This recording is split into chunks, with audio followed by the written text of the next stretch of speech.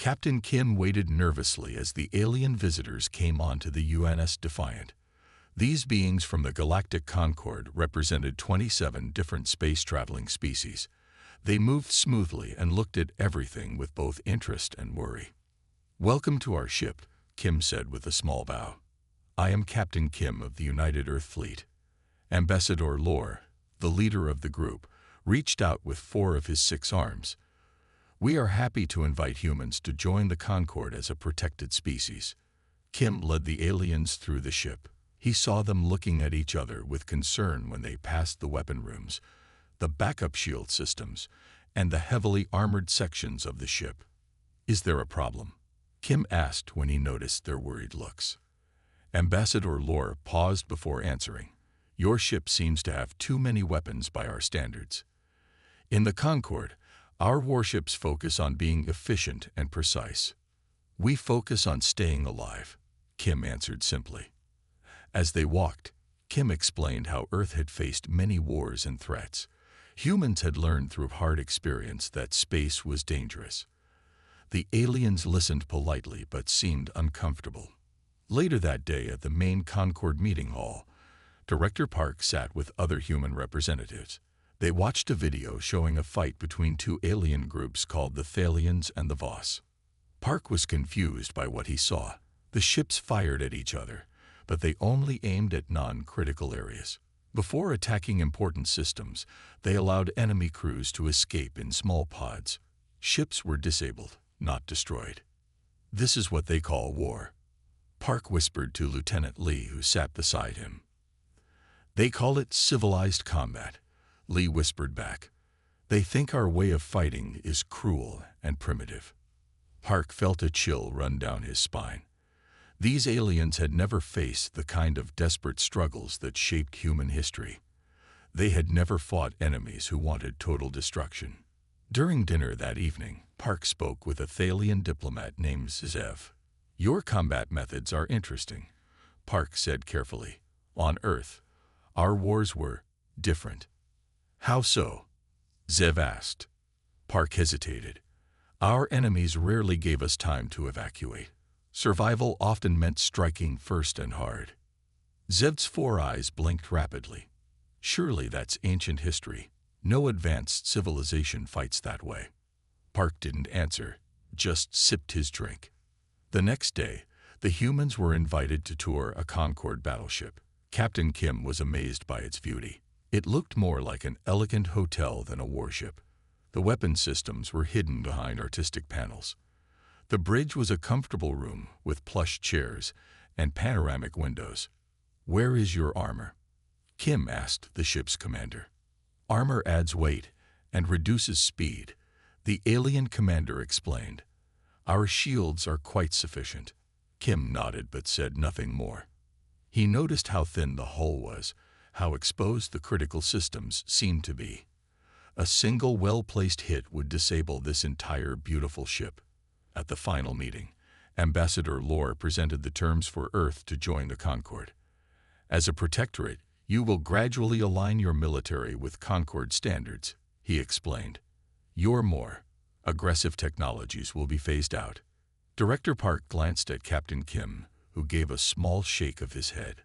"We appreciate your invitation," Park said carefully. "But perhaps we should begin as an associate member rather than a protectorate. We have much to learn from each other."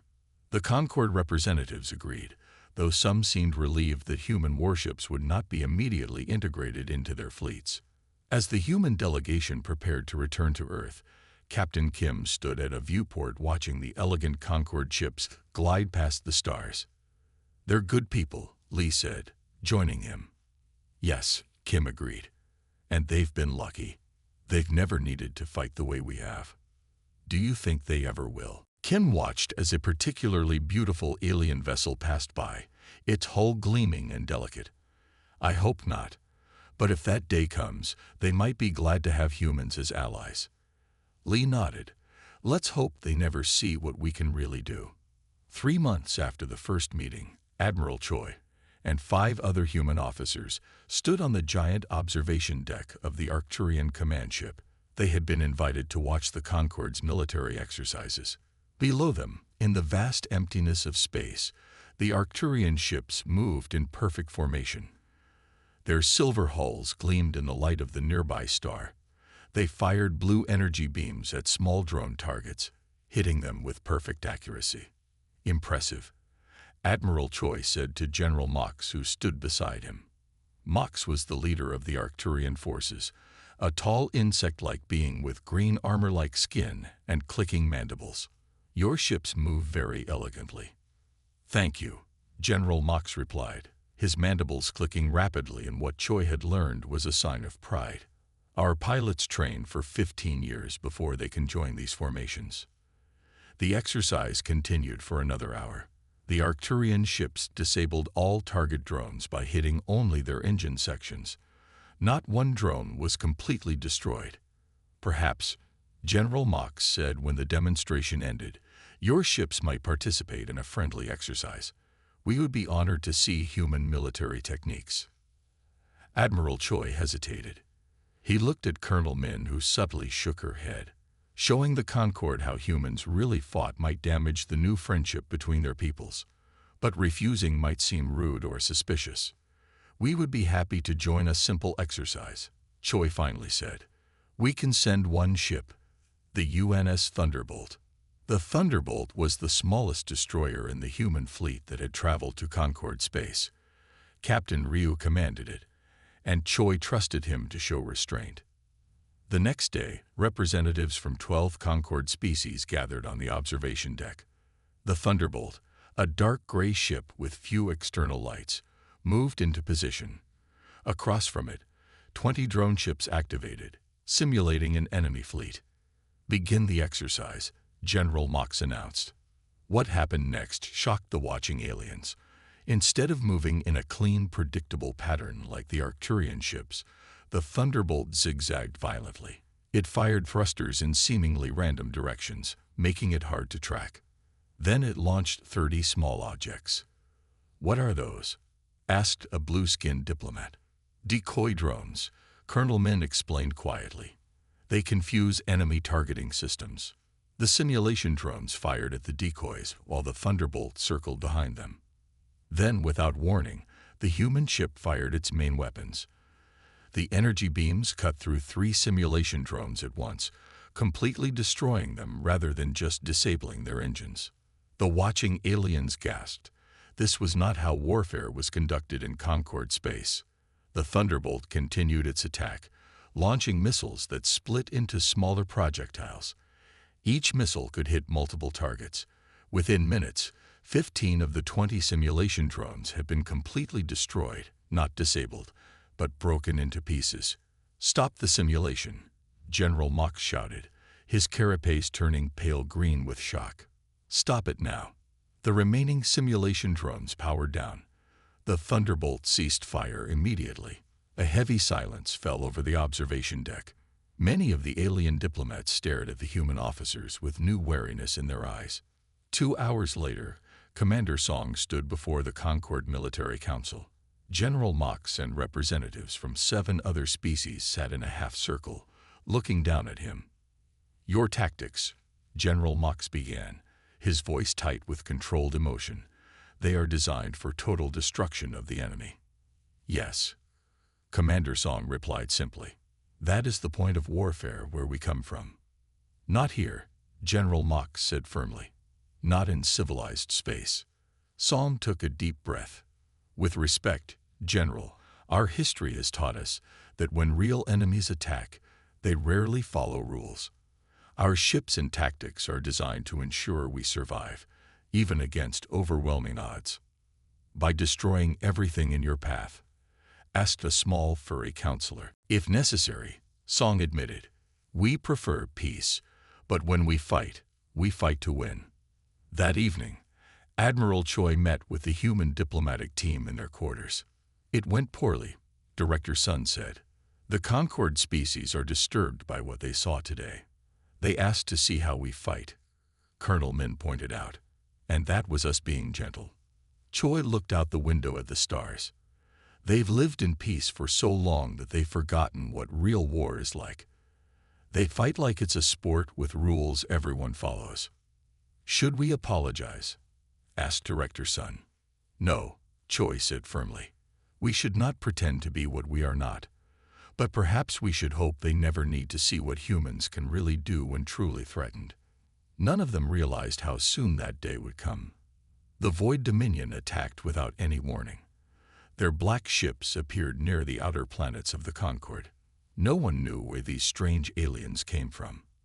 They did not answer any messages. They simply attacked. On the first day, they destroyed all the defense stations around Proxima 3. By the end of the first week, 3 Concord worlds had fallen. Millions of people died. The Arcturian fleet, the strongest military force in the Concord, rushed to fight the invaders. But something was terribly wrong. The Arcturians followed their usual fighting style, precise, careful, and following all the rules of civilized combat. The Void Dominion did not. When the Arcturians disabled enemy engines and waited for crews to evacuate before destroying ships, the Void Dominion ships played dead, then suddenly attacked again. When the Arcturians sent rescue ships to help wounded enemies, the Void Dominion blew up the rescue ships. They had no honor, no rules. General Mox lost half his fleet in the first 3 battles. His mandibles drooped with grief as he reported to the Concord Council. "They do not fight like civilized beings," he said, his voice shaking. "They use tricks. They target our life support systems first. They shoot escape pods." The council members looked at each other with growing fear. This enemy fought like no one they had ever faced. "There is one option," Ambassador Lore said quietly. "We could ask the humans for help." The room fell silent. Everyone remembered the demonstration by the human ship Thunderbolt 3 months earlier. The humans fought like the Void Dominion, to destroy, not disable. "We have no choice," the council leader finally said. That evening, Ambassador Lore stood before a hologram of President Han of Earth. He explained the situation. "We request your military assistance," Ambassador Lore said. "But you must follow our established conventions. No total destruction. No targeting of critical systems without warning." "No. We'll try," President Han promised, though her expression remained serious. She knew what this would mean. "The fleet will depart immediately under Vice Admiral Ba's command." 5 days later, 15 human warships arrived at the front lines. They were gray and blocky compared to the elegant Concord ships, covered with weapon turrets and thick armor. Vice Admiral Ba, a short woman with determined eyes, met with the Concord commanders. General Mox insisted that the human fleet remain under Concord control.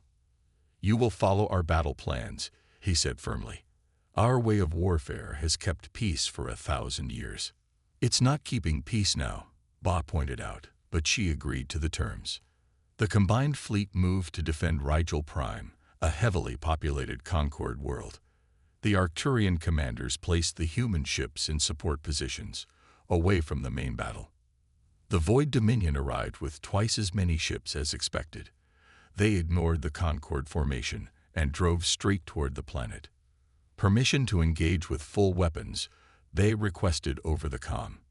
"Negative," General Mox replied. "Follow the battle plan. Disable engines only."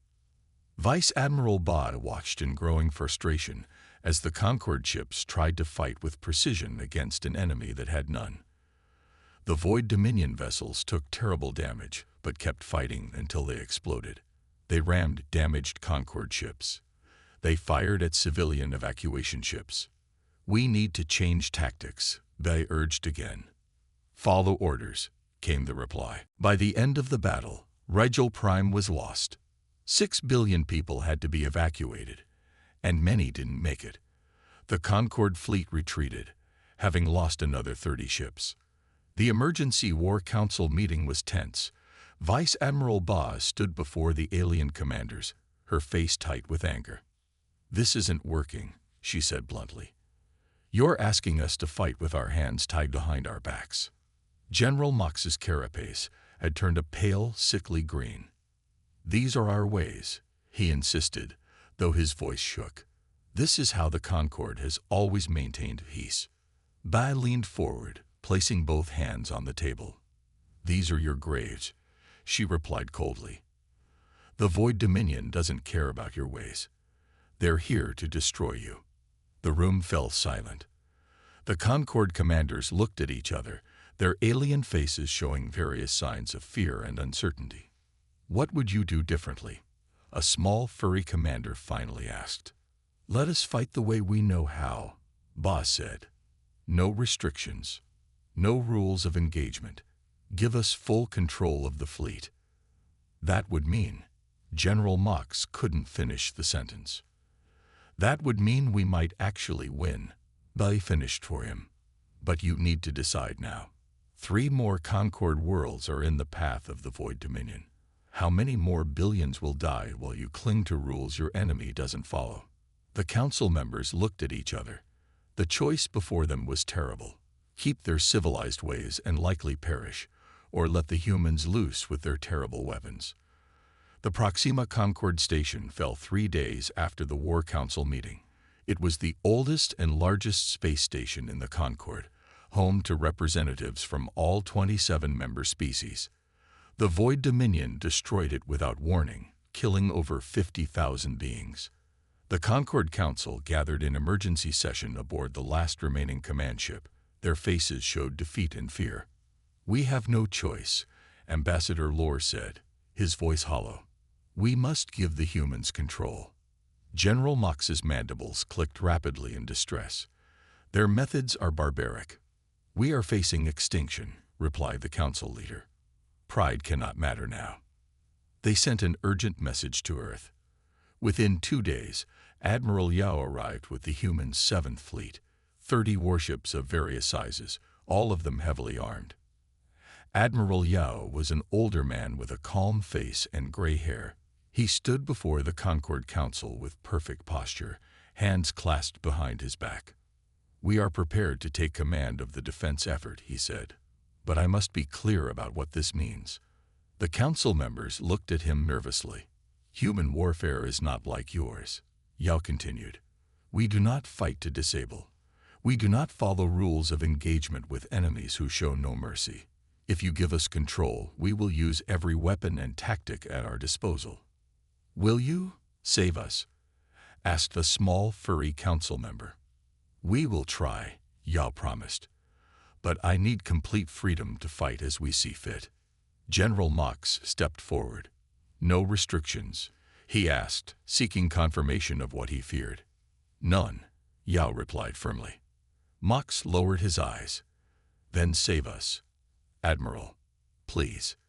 Yao nodded once and left to prepare.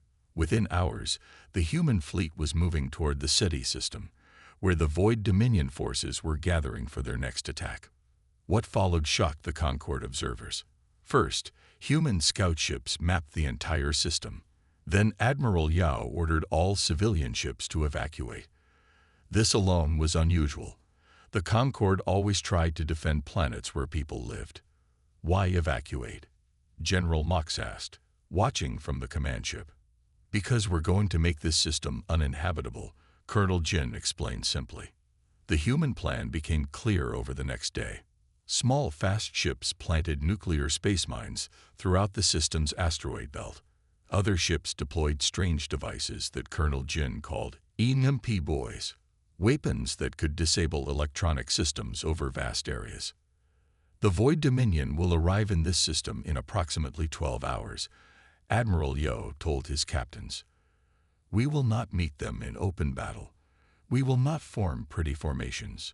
We will trap them, blind them, and destroy them." When the Void Dominion fleet arrived, 60 black ships moving in tight formation, they found the system seemingly empty. No defenders met them. Sensors showed the evacuated planets ahead. Then Admiral Yao gave a simple command: execute. The nuclear mines detonated throughout the asteroid belt, not just a few, but hundreds simultaneously. The explosion sent thousands of superheated rocks flying in all directions. The Void Dominion ships scattered to avoid the debris. At the same moment, the EMP buoys activated. Half the enemy fleet went dark, their systems overloaded by the electromagnetic pulse. Only then did the human ships attack. They came from all directions at once, firing all weapons. They launched swarms of small, unmanned drones that Colonel Jin called stingers. Each drone carried a single explosive charge and rammed directly into enemy ships. "They're sacrificing ships," General Mox said in horror, watching the drones explode. "They're not ships with crews," Colonel Jin corrected. "They're just weapons." The few Void Dominion ships that managed to fire back found that the human vessels were protected by layered defensive systems, unlike anything in the Concorde. Energy shields absorbed the first hits. Point defense guns destroyed incoming missiles. Thick armor protected vital systems. From the observation deck of the Concorde flagship, General Mox watched the battle unfold. It was not like the elegant maneuvers of Concorde warfare. It was chaos. It was violence on a scale he had never imagined. "They fight like nothing we've ever seen," he whispered to his aide. "They fight to win," came the simple reply. Within 3 hours, it was over. Not a single Void Dominion ship escaped. The humans showed no mercy, firing until every enemy vessel was completely destroyed. They made no attempt to rescue enemy survivors or accept surrenders. The city system was now littered with debris and radiation from the nuclear mines. It would be uninhabitable for decades, but the Void Dominion had been stopped. When Admiral Yao returned to the Concorde flagship, there was no celebration in his eyes, only grim satisfaction. "The enemy force has been eliminated," he reported formally. "At what cost?" General Mox asked, looking at the system scans showing radiation spreading throughout the once beautiful system. "Less than the cost of losing another Concorde world," Yao replied evenly. "This is what warfare really is, General. Not a game with rules. Not a dance with honor. It's survival, by any means necessary." Mox had no answer. The humans had saved them, but their methods terrified him more than the enemy had. The Concorde Council met in emergency session 2 weeks after the defeat of the Void Dominion. The large meeting room was divided, both physically and in opinion. On one side sat delegates who supported the humans. On the other were those who feared them. "The humans saved us," Ambassador Lore said, his 6 limbs moving with emotion. "Without them, the Void Dominion would have destroyed all Concorde worlds by now." "At what cost?" shouted the Voss delegate, her feathers rising in anger.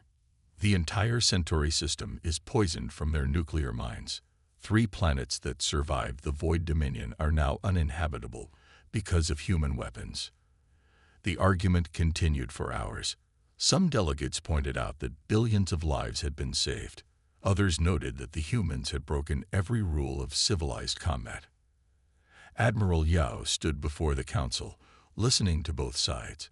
His face remained calm, showing neither pride nor shame. Finally, the council leader asked him, "Do you have anything to say in defense of your methods, Admiral?" Yao looked around the room slowly. "You asked us to save you," he said simply, "not to do it prettily." The room fell silent. No one could deny the truth of his words. For the next 3 weeks, the debate continued. In private rooms, Concorde military experts reviewed recordings of the human tactics. They were both horrified and fascinated. "Their ships are designed to take damage and keep fighting," noted one Arcturian commander. "They never assume the enemy will follow rules," said another. General Mox spent long hours talking with Admiral Yao and other human officers. He learned about Earth's history, centuries of warfare that had shaped human military thinking. On Earth, Yao explained, "We learned long ago that in real war, there are no rules except survival." After a month of discussions, the Concorde reached a compromise. Human warships would be classified as weapons of last resort and would remain in human space unless a dire emergency arose.